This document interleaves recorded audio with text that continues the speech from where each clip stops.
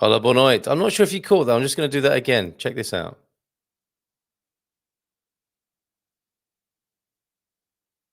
There you go, Munson, with the Spiritual Portugal show, a nice leisurely show on a Tuesday evening. Sorry for the late start. You're not allowed to schedule these things less than 10 minutes in advance, hence us starting at around 10 minutes past 11 this evening. How are you? How about we just pause and breathe out for a moment on the Spiritual Portugal show? Doesn't seem right, does it, to be stressed in this particular environment? I've had a beautiful day myself. I hope you have too.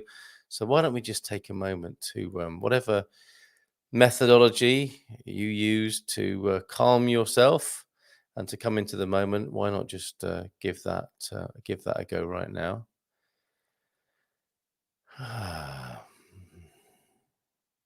hmm. It's a tricky thing. I'm sure these clouds are moving behind me, but they're not actually. It's a tricky thing to do, isn't it? Create dead air on a podcast or radio show, but I'm not afraid of doing that. If your day's been like this,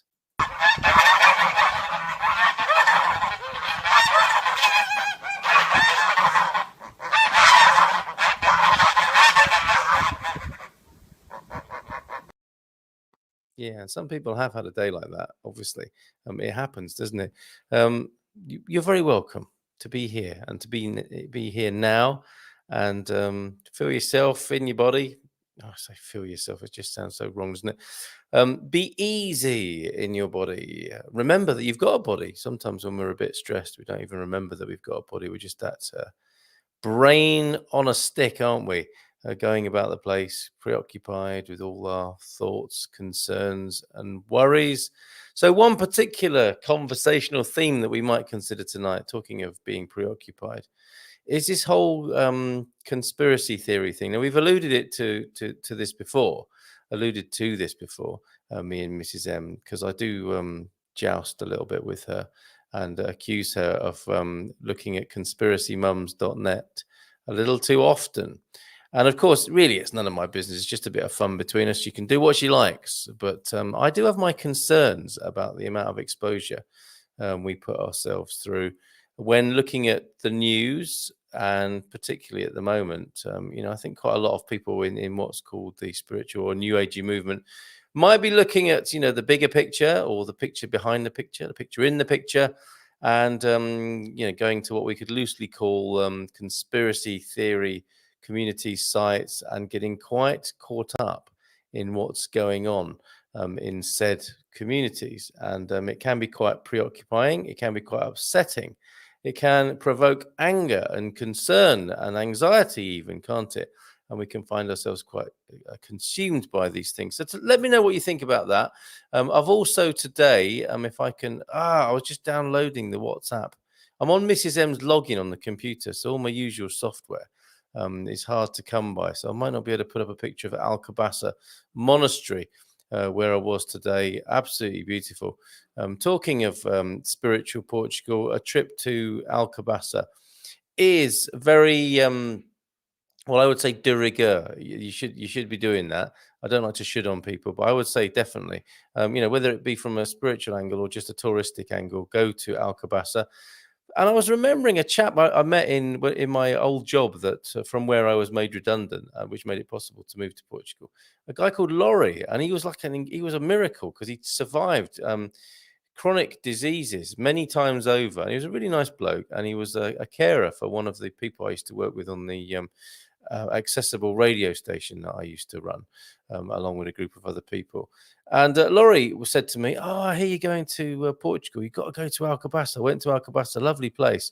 Got a monastery there, really nice. And he's absolutely right. First time we went there was 4 years ago, and we loved it. And I went back there today, and I love it even more. Really. And don't worry, no, I'm not thinking of moving there.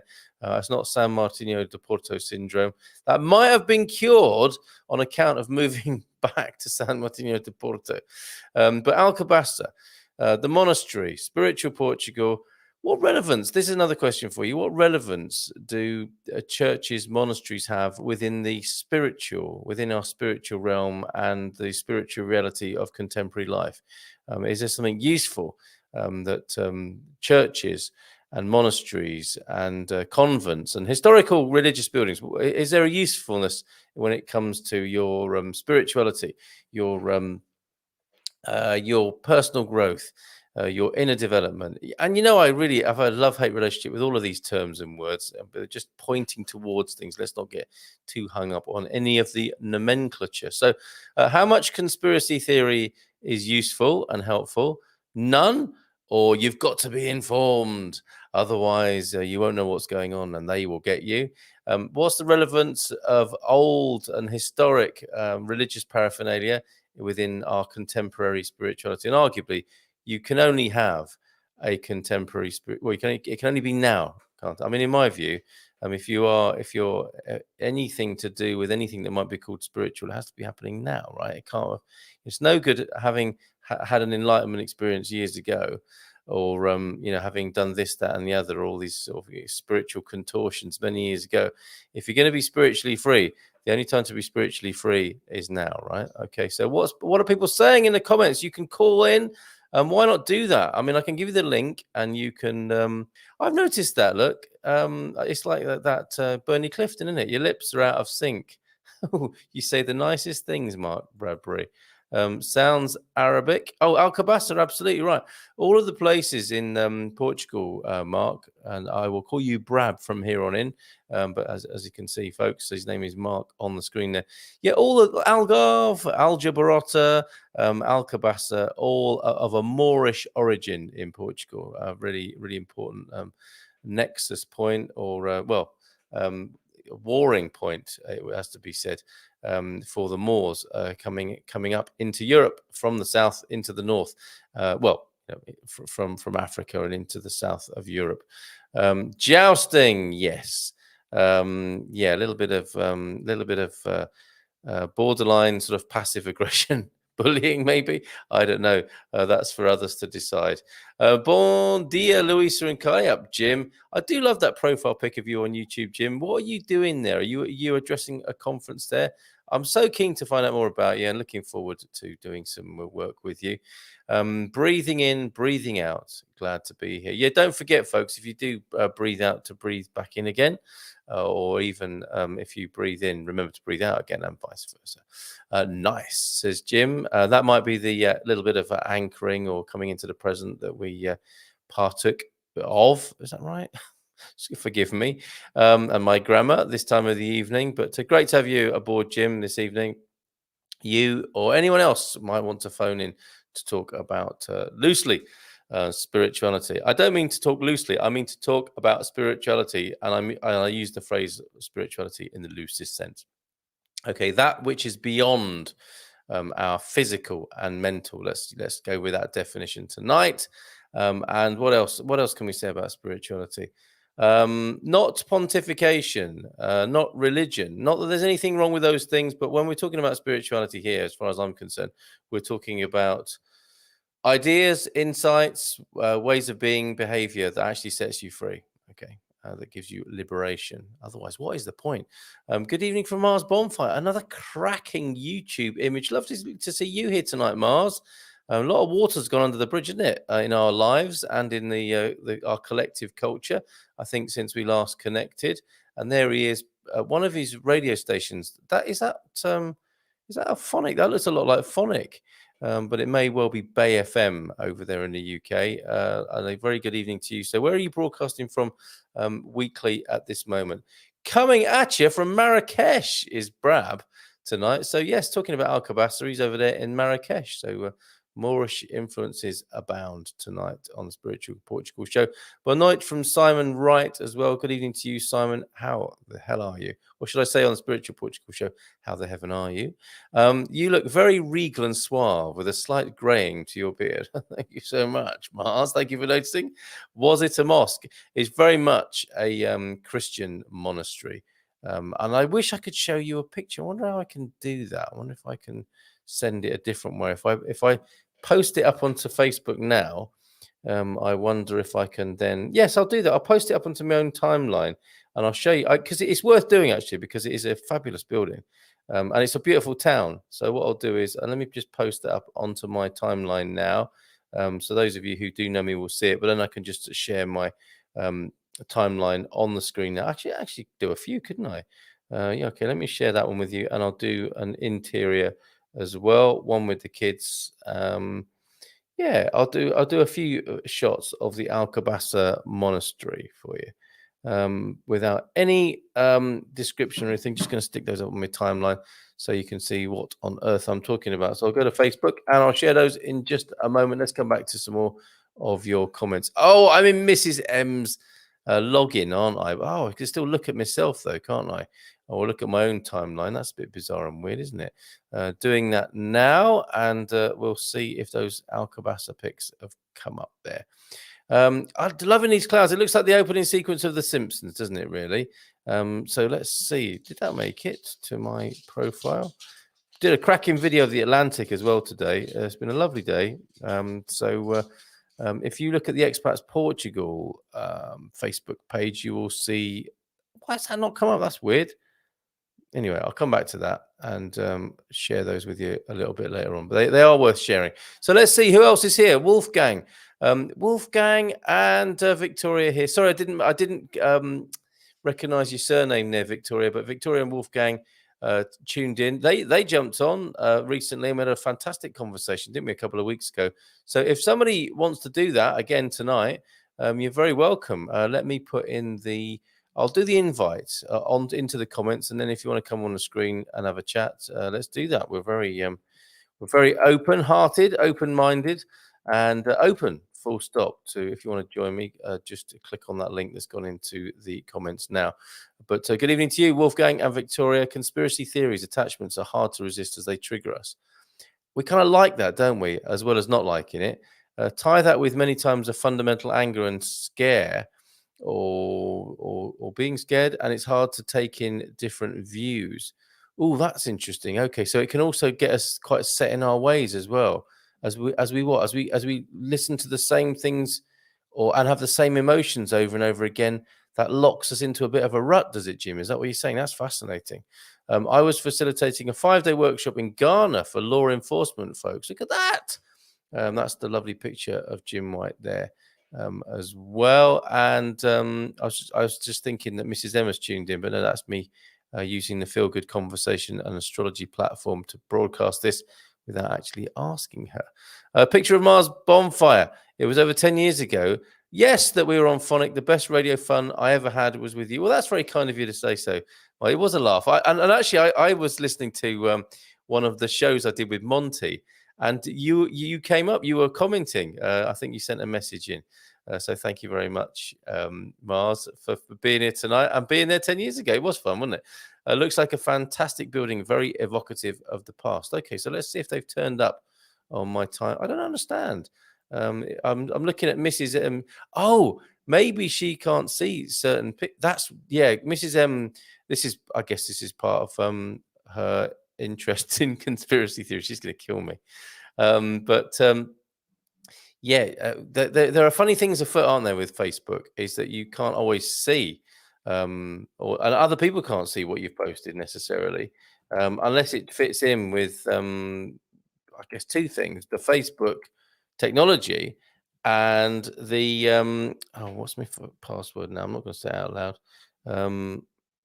Well, that's not right either, is it?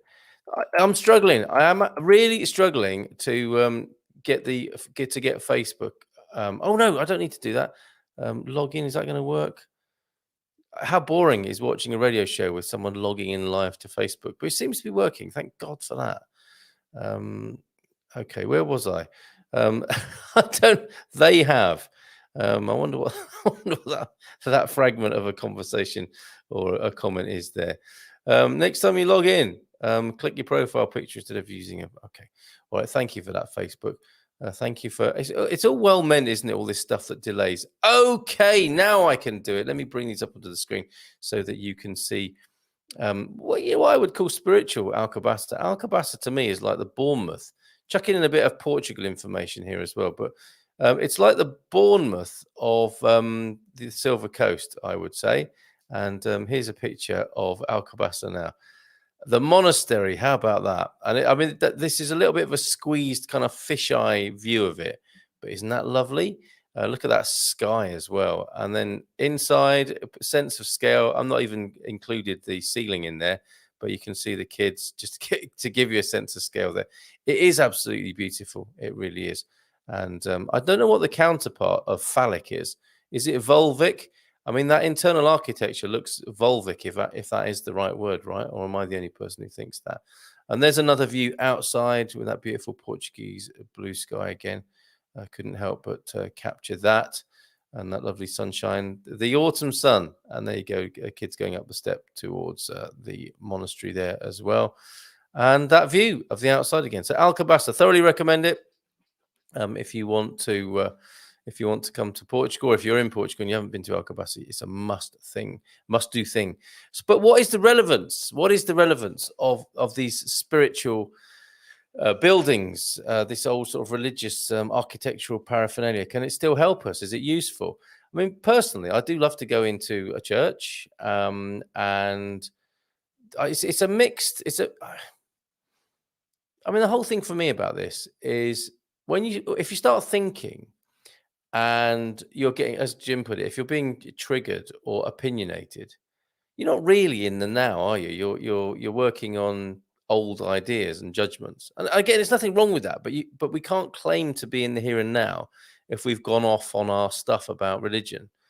So if you go into a cathedral or a monastery like the one I've just shown you, and you're thinking, Christianity, blah, blah, blah, the Crusades and the Vatican. I know I'm mixing up my religions now. They've got all that money. If you're in that, mithering on under your breath or in your mind, you can't be free. You're not in the moment. You're definitely not in the moment if you're full of your judgments. Personally, I mean, I do like the atmosphere. What I think is lovely about churches and cathedrals, and religious spaces, is they've been conditioned often over centuries for peace, and that to me is a good thing. That's a great condition to have created, and then people can walk into it and just, wow, get grounded and get connected and breathe out and get a sense of peace. And that can only be, in my view, it can only be a good thing in the world, that more peace, and less conflict and less judgment and less thinking and anxiety, angst churning over in the mind. But the problem is, of course, the iconography, the history. It is hard not to be triggered, I would say, when you walk into an old religious building. So there's a bit of work to do, isn't there? Sometimes you might be better off walking up to an oak tree and sitting under an oak tree. There are not many ways you can get triggered by going and sitting under an oak tree. Mrs. M is wandering about on the periphery. She fell asleep. I thought it was the next day, and I thought, oh no, I'm supposed to be doing it. You thought it was what day is it today? Wednesday already. It's still only Tuesday. Still only Tuesday. I thought I was late for Rick in Indonesia. No, you're just late for me. Sorry. As it turns out. What are you going to do? You're going to go and sit on a phone or use the laptop and tune in? I want to go somewhere warm. You know what it's like when you just. All right. Well, I'll see you in a bit when you found yourself a perch, because we're talking about you. And the predilection for, if that's the right word, for conspiracy theories. How much conspiracy theory is enough? Never. It's never enough. Okay. Any is too much for my liking, although I am partial. The buildings are a show of power. God is huge, while us mortals are small. Yes, I get that. That's the message, right, of the big building. But also, I was thinking today, Mars, in a cathedral where the monks were masons as well, weren't they, creating these things? That act of worship, I mean, I get it that it is a show of power. And I was recently at Battaglia, which is a part finished, part destroyed or unfinished monastery. It looked as though Henry VIII had been there, given it a bit of a going over with his gang. But these buildings are a show of power, and they do have a sort of propagandizing effect. I'm sure that's right. But that is our projection now, isn't it? Is that what people thought at the time? I don't know if that's what people thought at the time. But what I was thinking today was, when I was inside the cathedral, was the act of love that's required for people to build a cathedral that may not be finished in their own lifetime. Now, you have to have got over yourself a bit, don't you, to do any project. I mean, it's a bit like people who plant trees that are going to give shade in, 30, 40 years' time, and they might not see it happen.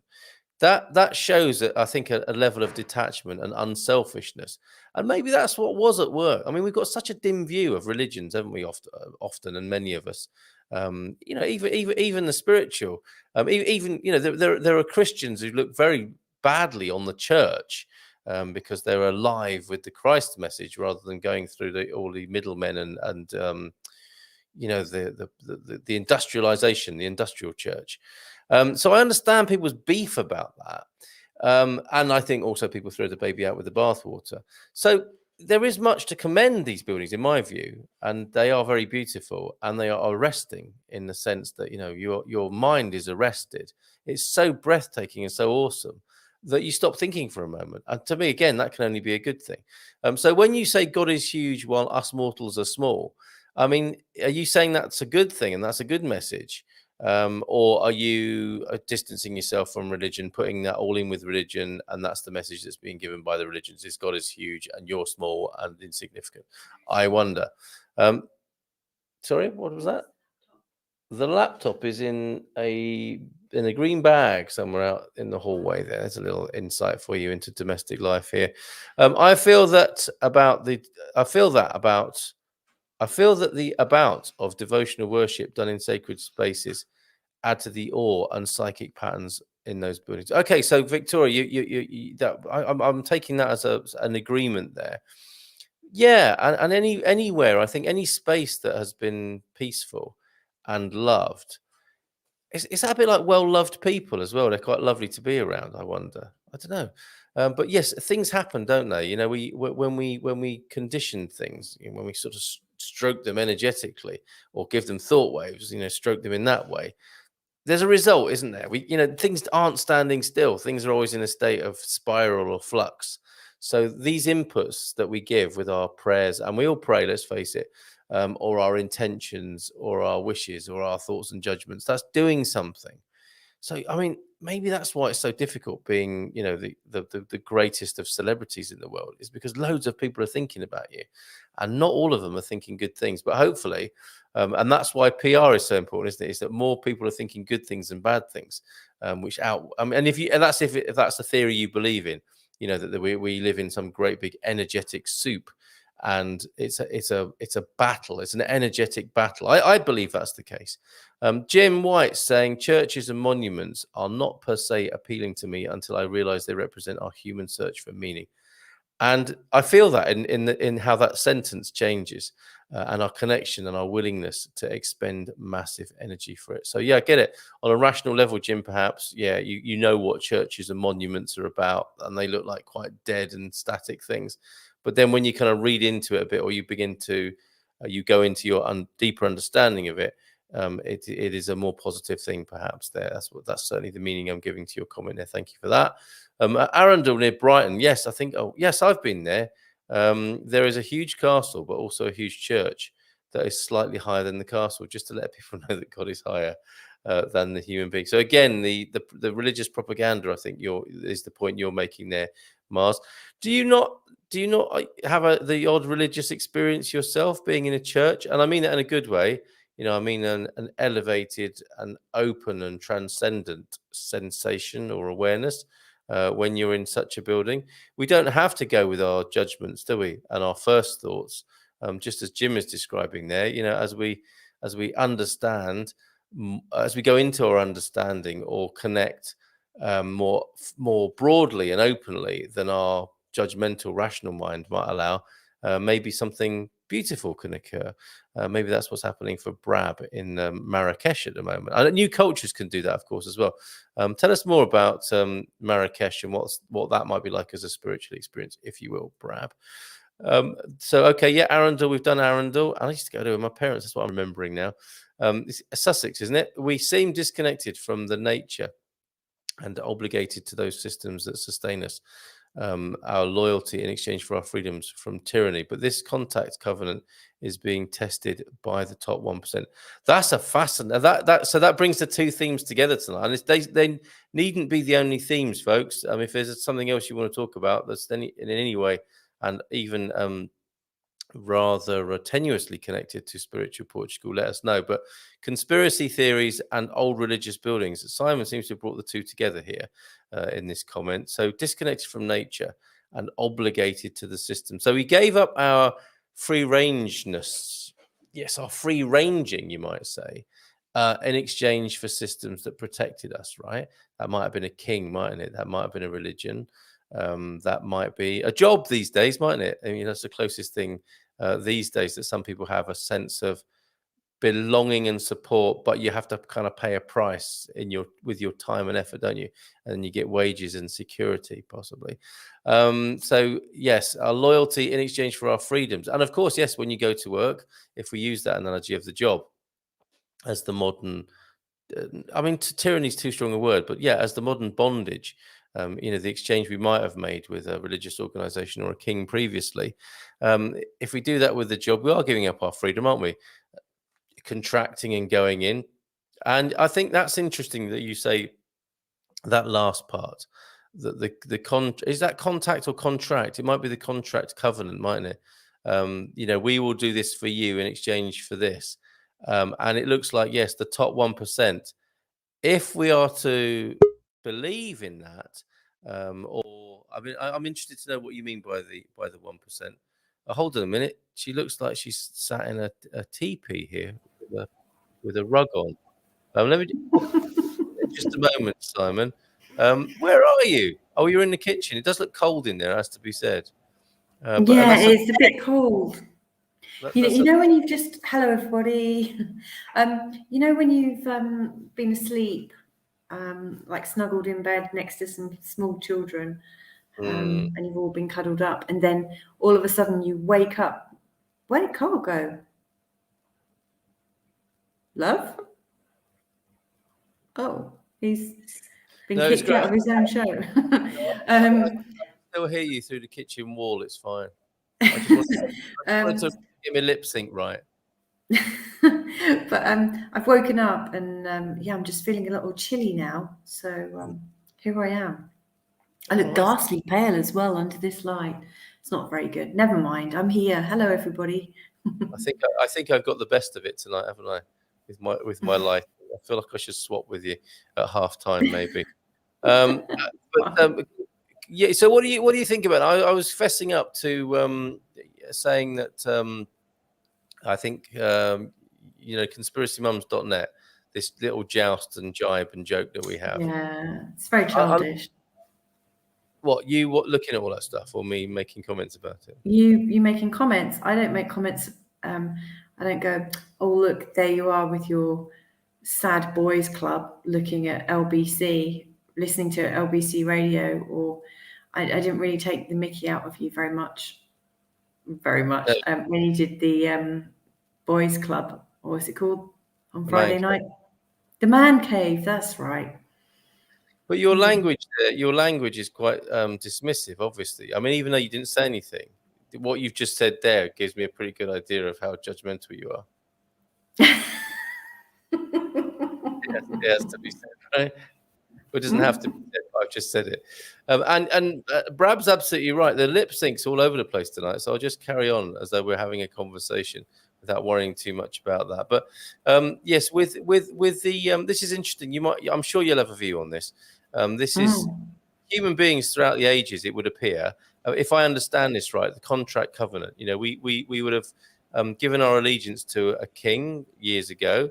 I was talking about Alcobaça earlier on, and that's certainly what would have been going on. People would have worked with the Portuguese kings, I think, to some extent, in exchange for their, a limitation on their freedom, and maybe even their own self-expression.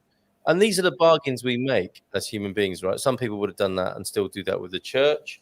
And some people do that these days. Most people do it with a job now, I think. The modern contract covenant, as we know it, is done with an employer. We sacrifice our time and effort that most people would rather be putting somewhere else in exchange for the security that comes with wages, right? But Simon says the contract covenant is now being tested by the top 1%, who we can assume maybe once looked after us and it was a trade worth making. But it doesn't look like it is anymore. And I'm sure you would agree with that. It doesn't look like a trade worth making anymore. Yeah. It's a tricky one, isn't it? Because it's not as easy as just like stopping working for companies and stuff like that, because like all of our energy and our water and all our systems are set up in a particular way that it's really difficult to get out of.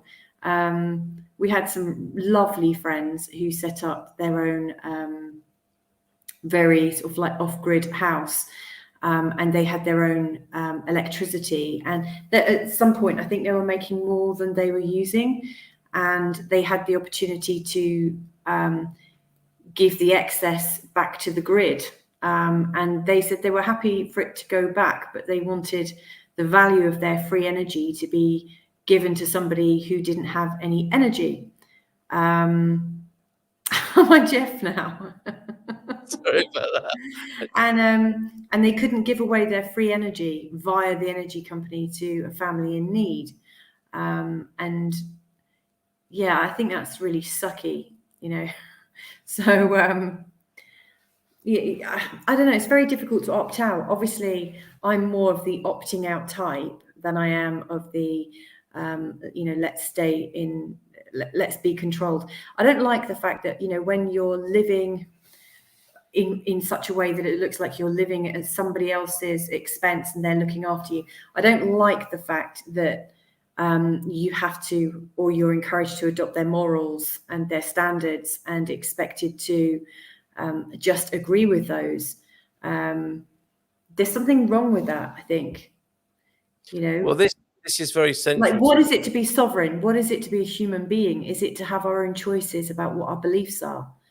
You know, well, fair enough that I might, you know, want to give my time away or work for somebody else, but you know, my belief systems are my own, and you know, at the moment in society, it looks like you have to subscribe to a particular medical system to be part of everything, and if you don't, then you're somehow unholy or unworthy, or it's okay to be segregated. But you know, very recently, you know, we've been living with somebody who had not that dissimilar a belief system to us, but it was felt by the person we were living with that we weren't expressing faith in the right way, and that created a lot of problems. You know, it was a clear case of, you know, we can see the God in you, but it wasn't truly reciprocated, and that's very difficult. I don't want to have to live my life kowtowing to somebody else's belief system, because that to me, like, beliefs are the only things we've got, or like that part of us that makes us us. You know, it's what we know to be true, our moral compass. What is it to be human? Is it to be able to make those decisions? Sorry, a bit of a rant. It's late. oh my God. What are your thoughts? I mean, that's what I'm interested in. You know, what is it that makes you human? What is it that makes you feel free? I think I'm going to go all Jordan Peterson on your ass now. Is Feel my response. free. Okay, but Bring no, I it. mean, before we go there, there are some comments that I want to include so we don't lose them. Yeah. Victoria said, "Look, the buildings are on previous fertility sites where the goddess was worshipped and rituals were practiced in honouring the feminine." And I suppose bring that forward, you know, a few hundred years.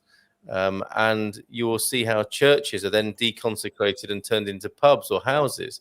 So this is an ongoing process, isn't it? And you could say a dumbing down over time. And I'm sure that's right, Victoria. People lost their connection with the land and her forces as power was diverted from awareness. Okay, yeah, into cold stone, right? So yeah, I'm thinking maybe you know, more natural spaces for worship would have been would just feel right and truer, don't they, than cold buildings with torn men, you know, with like misery. I mean, that's, although I love the peace of cathedrals, I'm often appalled by the iconography and the suffering that's portrayed as the example. Ree is here, Ree Goff Webb. Hello, Ree. How are you? Howdy, Mr. and Mrs. M. Good evening to you. Going back to LBC, Nick Ferrari, excellent presenter on LBC. Well, I mean, just very quickly, The phrase right winger. To me, Bars, he's like one of the right wingers. There are so many right wingers now. Talk radio, LBC, but that's for another time, I guess. I shouldn't be distracted like that. I'm looking forward to being surrounded by the deep religious art, artifacts, and spirituality in Portugal, as I want to learn to appreciate it. Nice one, Jim. We'll go do that together from time to time. Then, a lot of people that have been on furlough for over a year on full pay will find it hard to go back to the office. So that's true. So their contracts covenant will be tested in the next few months. And getting out of the corporate life, etc., is also a profound shift in our identities. It doesn't happen overnight. Sometimes it's part of our midlife journeys. Well said. Oh, hi, guys. Loving the rant, Louisa. Okay, Gary, this is what I meant to say. There is no absolute truth because your own truth is the one you follow. Get out of here, Gary, with your blooming relativism, all you lot.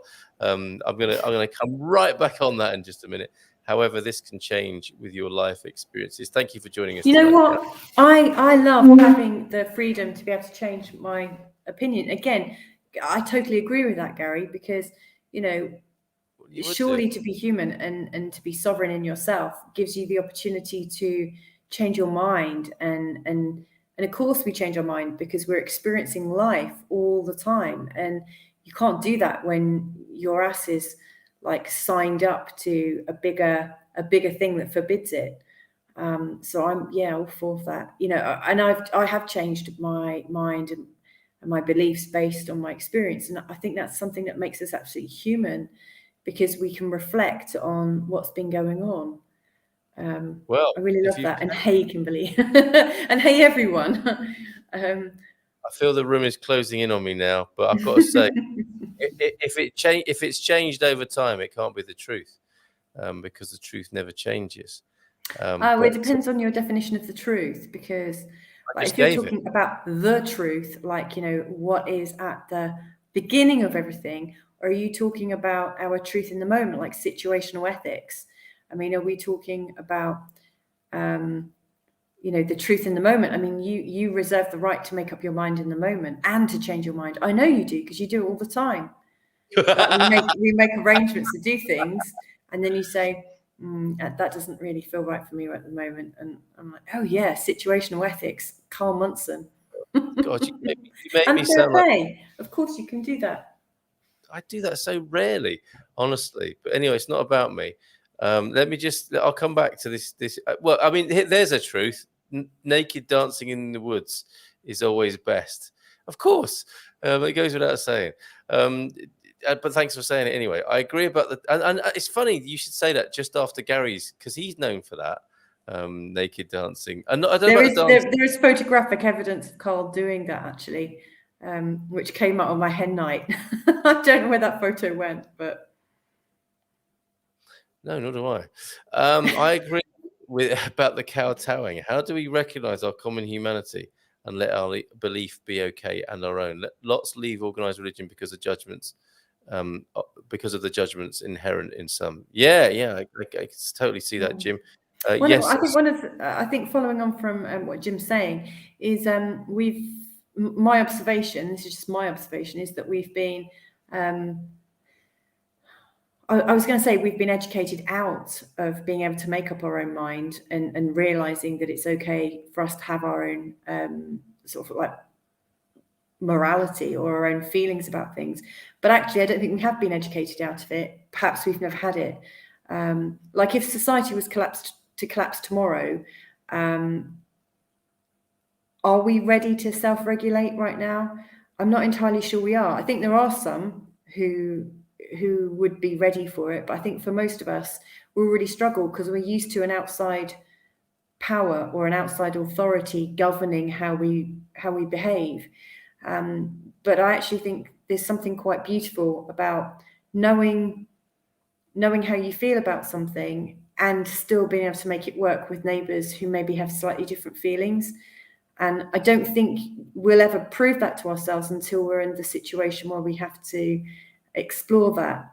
But we aren't given the chance to do that, really, are we? Because there are these outside authorities all around us all the time.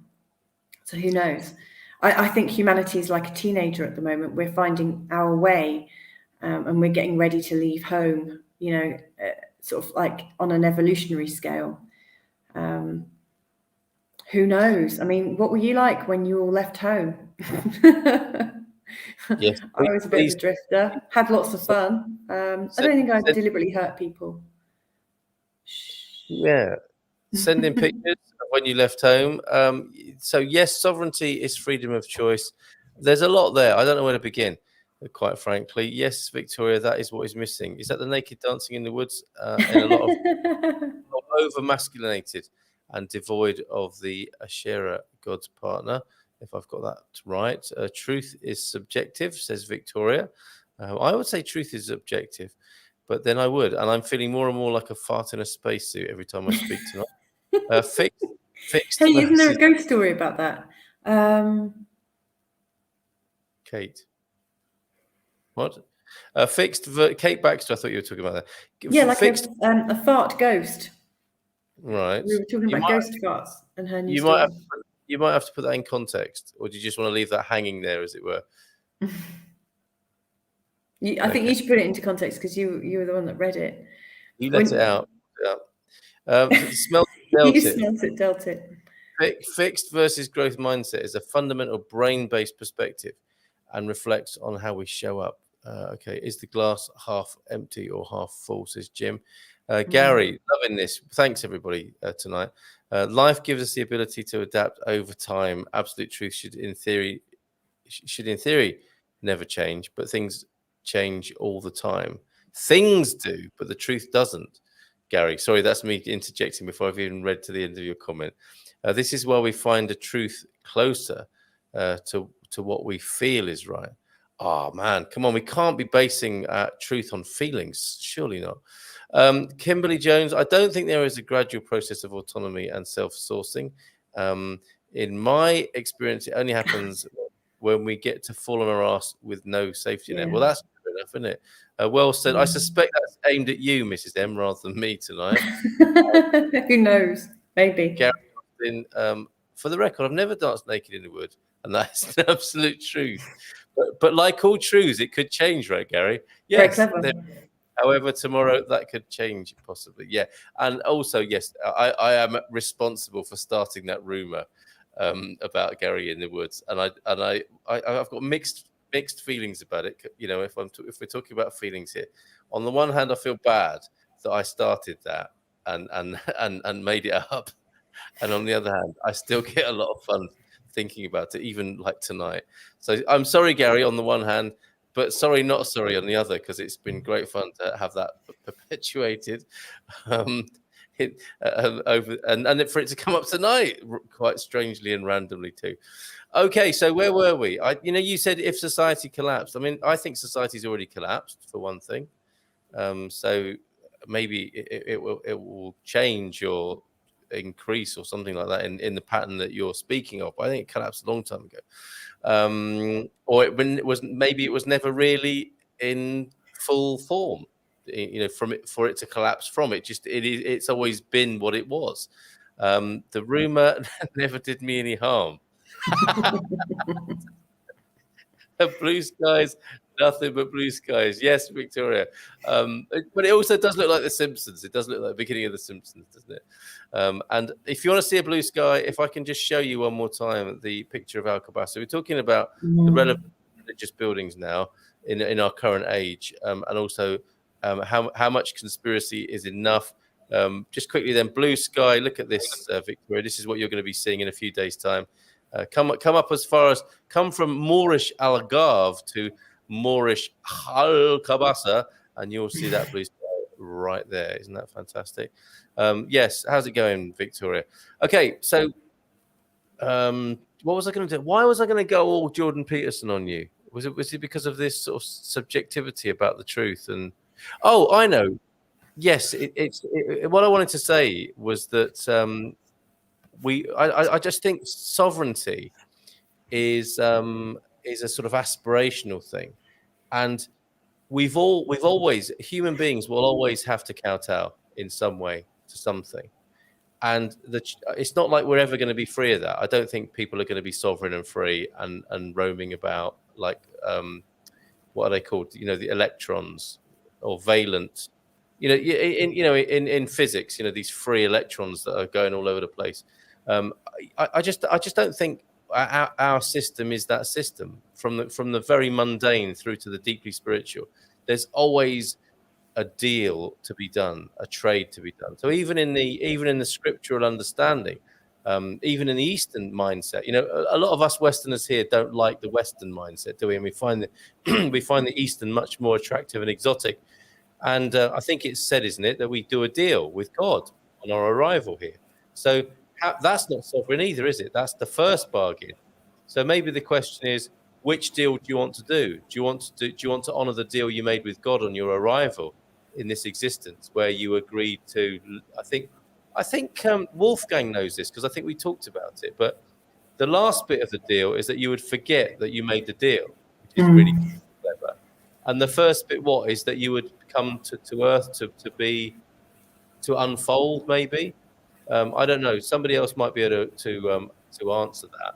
But it's all deals, and it's whether you want to do a deal with a king, an employer, or God.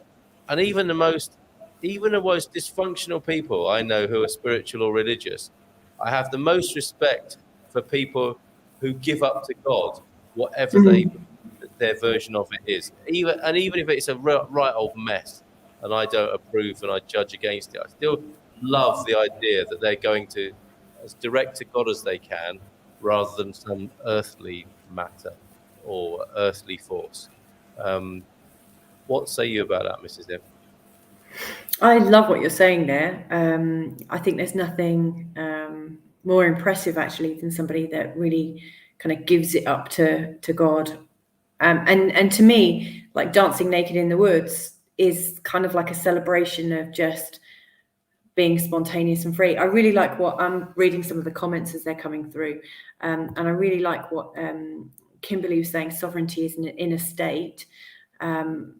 Absolutely. And she's added, in fact, let me just add it in. Nelson Mandela, in all his years in prison, said he was never a prisoner. He was a free man in his mind, heart, and soul. This is true sovereignty, as I use the term. And yeah, I would agree that, we choose to be free or not. And so from that perspective, I'm not a really free person, because I often do feel like I'm a captured person by the state. That's only because I think it'd be different from my perspective if I didn't have children, because I don't know, I'm afraid of making the wrong decision somehow, and I just wished I could make the decisions I want to without the sort of repercussions. So that's sort of pointing at some immaturity on my, on my part, that I've not worked out how to quite make peace with living in this kind of contractual world where I'm not always very much at peace with how things are normally seen. In terms of, we've come to be contracted and have contracts and this, that, and the other.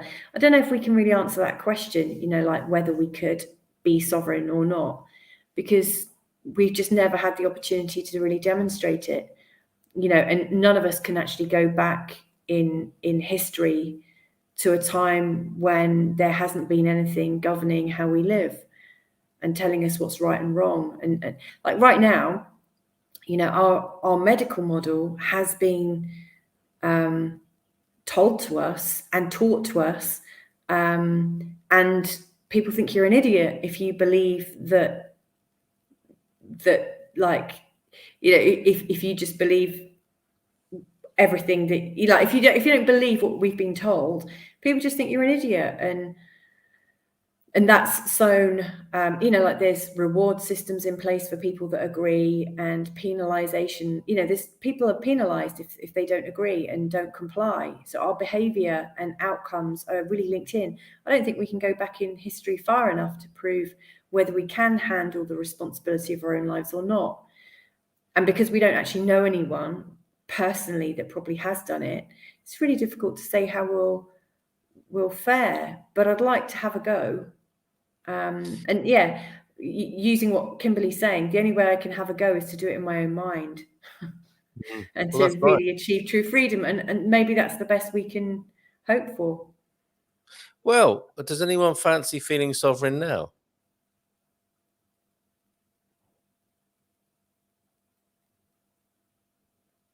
Or in this moment, I'm sat here, I'm choosing to be here, but I don't feel like my the way I want to live my life is under threat. You're a lucky woman.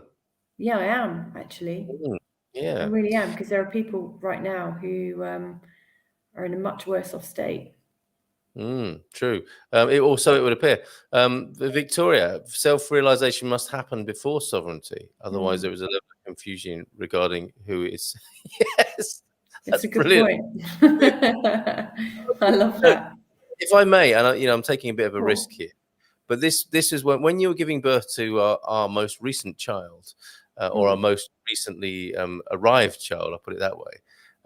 You're in great pain, and I think you said something like, I can't do this, or something along those lines. And the midwife said, who says they can't do it? And it was just such a brilliant. I mean, it's easy for me to say because I was just getting ready to smoke a cigar and making sure the birth pool was topped up and everything in the right temperature, and looking on, anguished, and certainly not in any in the deeply difficult, challenging state you were in. But it struck me, who's talking, and it changed. That is what she said, right? Something along those yeah. lines. Who says they can't go on? And it made what I understood that to mean was, and I thought it was such a good intervention. It causes the person who says that to look at who is saying that. So Mm, immediately, that's a good moment of polarity, isn't it? That there is suddenly a divided self where one part of the self is looking at another part of the self, saying, "Yeah, hold on a minute, who is saying that?" And this is where we can use that. And it don't have to be in childbirth to do that. That could happen at any time. mm, Who is wanting to be sovereign? Who's complaining about not being sovereign? Who's doing that? And is that the person that's going to be free one day, or the one enjoying the sovereignty should it ever happen?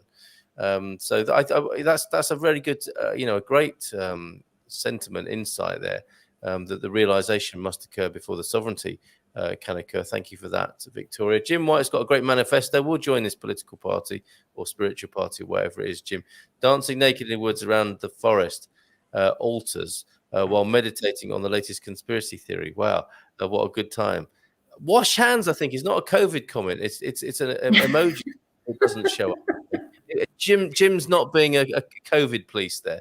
Yeah, and when That's okay. you're You can do that in the privacy of his own home. That's fine anyway. all of that, or just washing his hands. Yeah, he can dance naked, wash his hands, enjoy the I'm doing latest conspiracy theory. That's fine. He might be doing that right now as we speak. If we are looking for sovereignty outwardly from the world right now, we won't find it. Yeah, I mean, Yeah. that's the world at the moment. Well, I say it's not the world, is it? It's just it's how we perceive the world to be, and in this collective of people here, we live in similar circumstances, so we can have a kind of collective agreement almost about that, can't we? But we wouldn't be able to do that with many. We're an echo chamber, aren't we? Effectively, we come together on a similar wavelength from similar backgrounds, so we can have this conversation. But as soon as someone starts talking a different language or comes from a different culture, these ideas that we're talking about don't stand up, do they? Whoever says Gary, whatever he, she, it, or God is, we have to believe in something. Having faith in something requires faith in your own judgment to do so. Don't you think? Oh, Carl hates that. Whilst there's so much truth in it, I love what you're writing there, Gary. Carl's got this book that is called The Way of No Thinking, and when things get a bit difficult or he gets a bit overstimulated, needs a little bit of a relax. You know how some people have a hot water bottle and a cup of hot cocoa. Carl has his book of no thinking, The Way of No Thinking, and you'll get in a hot bath and read it, won't you? And that soothes you, doesn't it? Like reading so that you can learn not to think. yeah. Well, I mean, but really, it's true. I mean, some of the premises in it are spot on. Like our sort of habit of wanting to think things through is the thing that causes so much unhappiness. well, any thinking causes unhappiness ultimately, in my view. But and I don't, it's comical because I'm actually, when I'm reading that book, I'm thinking about not thinking. I'm not actually not thinking. I might be. That's how that works. So that is the definition of sovereignty. It is independent of external circumstances. Thank you, Kimberly, for that. Amen. So Gary, and it is difficult. There are limitations to people sharing comments and then us eating them and coming up with what we think is being said and then responding to what we think is being said rather than what might be being said. So I'm not gonna take that or any of these to task really. I guess we just use them to riff on, don't we, in a way. Some of the medical models are being positively challenged through current brain research integrated with Eastern contemplative practices. Now, this is interesting, Jim, because I'd have thought the other day, which again, of course, is thinking. And it occurred to me that we want change to happen far too quickly. We are now in a state of mind where we expect change to certainly occur in our lifetime, and for enlightenment to be happening to me in my lifetime. Whereas if the idea of 7 generations is true, you could put that stuff into 7 generations as well, couldn't you? Because I'm not going to be free of unhappiness in my own time. But maybe maybe if I begin the process and I put the insights into practice and I teach my children how to be free of unhappiness, maybe in 3, 4, 5 generations' time, they'll have embodied that in such a way that will be their natural way. But the problem comes, and the anxiety comes, I think, from wanting to change in our own lifetime. That's the impatience we have, isn't it, as people, as human beings in this time in history, it would seem, to get it done, to use that political phrase. I work with people from many backgrounds, cultures, and faiths, says Kimberly. So is that a reference to the archetypal nature and reference points possibly there, Kimberly? There are 7 lenses we look from in our mind. We witness the world from, according to Ayurveda. I love that shampoo. Kimberly Jones, what I love about that book, The Way of No Thinking, is it ironically gets me thinking more than any other book. Yes, Kimberly, me too. And the thinking is highly overrated. And I must mention Barry Long and his, what is it, an audio tape, isn't it, which now is available as an MP3, of course. Not that he would know about that, God rest his soul. Is the How to Stop Thinking. That's a fantastic recording by Barry Long. So I hope we haven't caused you to think too much, anything that we've said tonight. That I would hate that to happen. Mrs. M, we've got more work to do this evening, haven't we? So I think we need to finish fairly soon. And yeah. Love you all for being here. How do you want to sum up? I missed the bit at the beginning when you were talking about cathedrals and places of God and all these fantastic buildings. And I think they're like collectors of energy, these buildings. I've always thought that they, I don't know, there's something in the design of them. They look like they're nets. They look like they capture energy. And I always, as I like, in particular, that one, when I stood outside it, I didn't want to walk into it without saying first, any energy you get from me as I walk in here can only be put to good. Because I think I'm a little bit suspicious of I don't know. There's something really marvelous about people, when they're all like singing and dancing and sharing and celebrating. A lot of really great energy comes off of people in that state. That's why people get very euphoric.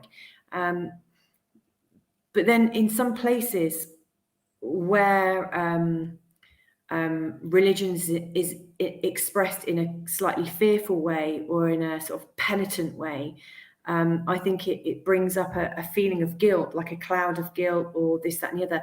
And so when I go into any of these churches, if it doesn't feel right as I'm entering into it, I kind of say a little prayer that my energy is only put to good use. It's not siphoned off and used for nefarious reasons. But what can I say? I'm just a bit of a contrarian, I think, tonight. Oh, I didn't tell you. two things about this. I mean, I was looking for the word that is the female counterpart of phallic, because that to me looks like a That great looks big like a vagina that yeah, our out of which children, three like children emerge. they're finding their way into a vagina or out of one. I'm not entirely sure which way. A situation which we've all been in, let's face it, at some time in our life, right? Most, unless you're born out of a test tube or something like that. No, even if you began life in a test tube, you'd still probably be born from a vagina or nearby.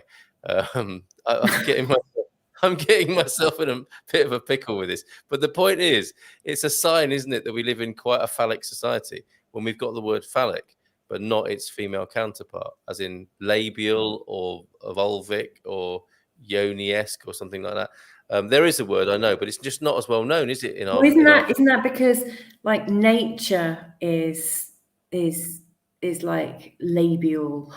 When you're walking through or yonic even, as Kimberly's just put up. Like you never hear when that on the radio.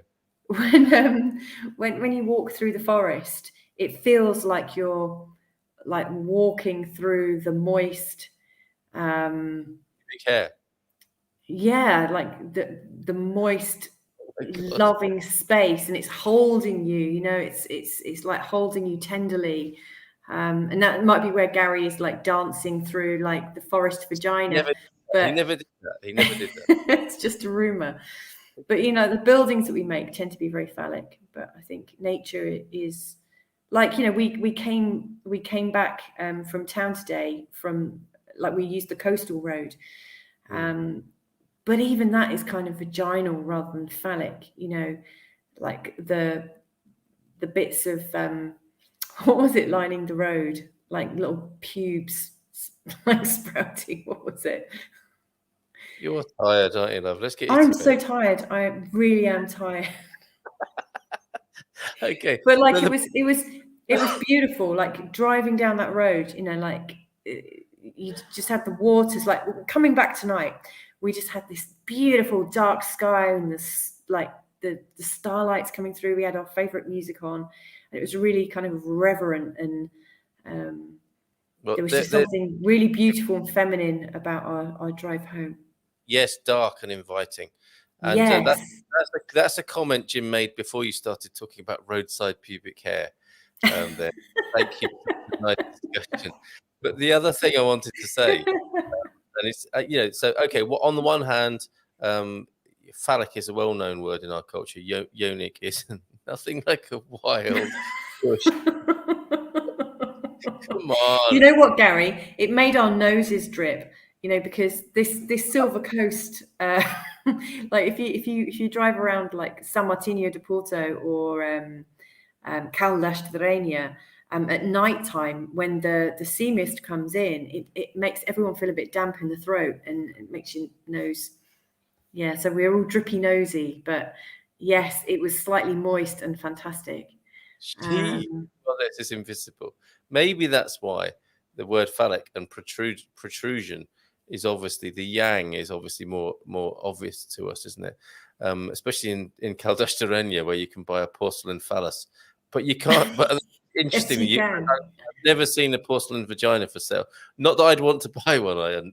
I'll have you know, because I would probably get it on Amazon anyway. I wouldn't go in a shop and buy one. And anyway, she, Goddess Invisible, inside in the inner connectivity, just like the Oni, yet our confused awareness, yet our confused awareness looks out, searching for her with a masculine focus. Okay, this is Jedi stuff, isn't it? You're looking too hard, young Jedi. Search within. Stop going out. Start going in. Absolutely right, Victoria. Well said. Well said. Now, that's a really good point to end the show on. Actually, go on. What? No, but I can't finish there because there was something I didn't tell you about going to the cathedral today. Because you were, and I can attest to the fact that you do little prayers of your own before going into these industrial religious complexes. Yeah, but you know what? Does anyone else here do that? I wonder. Does anyone else feel like they're these places that capture? I would do the same if I went into a stadium. In fact, when you did the comparing for the Olympic Games, like the opening ceremony at Silhane, I went round the grounds and laid a crystal grid out and prayed for the right energy, because I'm not entirely sure that the Olympic, the organisers of the Olympic Games are entirely on the up and up. The idea of the games is a nice idea, like people coming together and stuff, but the organising energy, I didn't want your energy or our family energy brought into something that might compromise. I want us to keep our energy as free and as clear as possible. Two things there. It sounds really good that I emceed at the opening ceremony of the Olympics. It was just a torch reception in a provincial. Yeah, but you were still doing it for the Olympic Games. Okay. Yeah, okay. But the opening ceremony. And I think it's fair to say, look at you. You're raising your Prince of Wales insignia in front of the camera. You're a fine one to talk. Look at that. It's not my cup. It's yours. It's your family heirloom, not mine. Be careful with my royal wedding. Look at that. That has got to be worth a lot of money, isn't it? Don't drop it, whatever you do. Prince of Wales won't be happy to see that. Anyway, so I think it was a tiny thing. It was an Olympic torch. One of them came to our little place. And I think with you doing that crystal grid thing, the UK won the fewest amount of medals it had ever won. So these things do work. These things do work. I'll come back to that final comment about Alcobaster in a minute, because you're not going to forgive me. Go to Malta, you'll be falling over or falling into possibly ceramic yoga.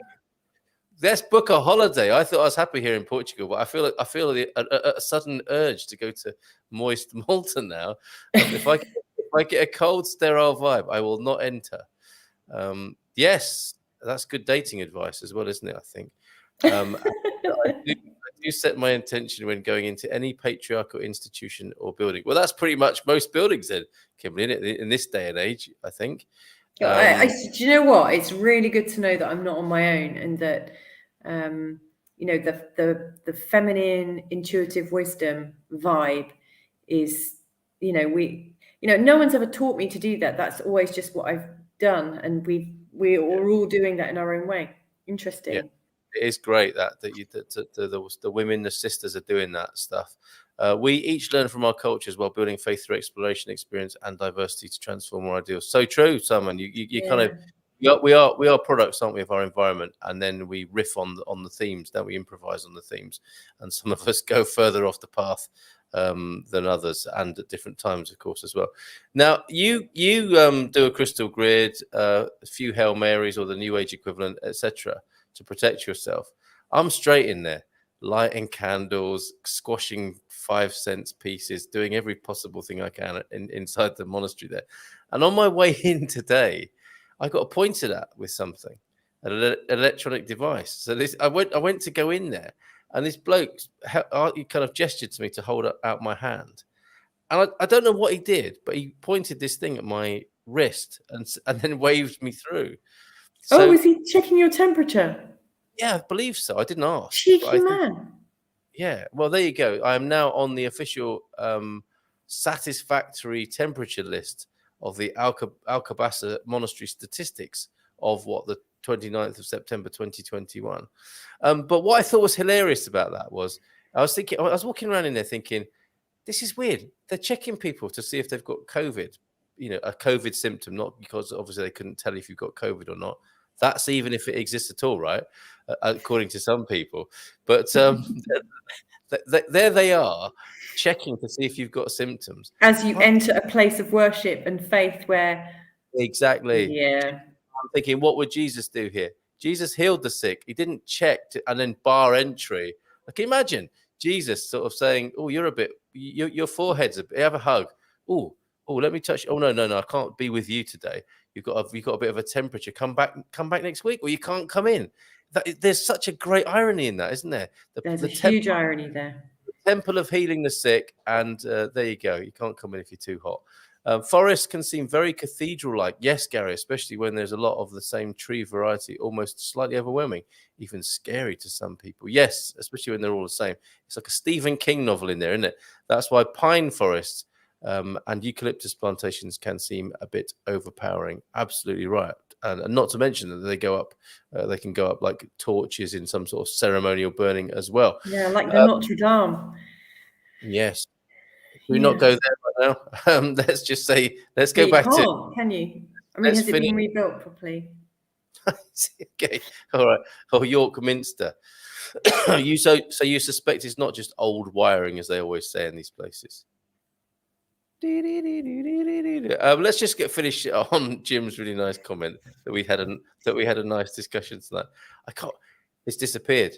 Maybe it got taken away. No, hold on a minute. I'm sure I can find it. You're a Oh, bit. this is, Gary. I did get your message earlier on, and actually, I should mention this because we were talking about driving over to Alcobaça and the incredible beaches around here, and it's funny. You do have a story about Salgado Beach, don't you? This is, and you're right, Gary. In all seriousness, we're aware that it's a horrible place, and it's like Disney Tide, isn't it? That grabs you, like a scene from Little Mermaid. It is horrible. Gary, It's, I went to honour the sea or the ocean at Salgado Beach. It was a time where I just felt like it was the right time to speak to Mother Nature and whatnot. And so I left, like Carl dropped me off and was just waiting with the kids inside the car. And I went and I had offerings in my hand with like stones and shells and something other. And I just wanted to like connect with nature and speak to Mother Nature. And maybe, I don't know, maybe I didn't really get the permission of the ocean, but I was taken down to Chinatown massively.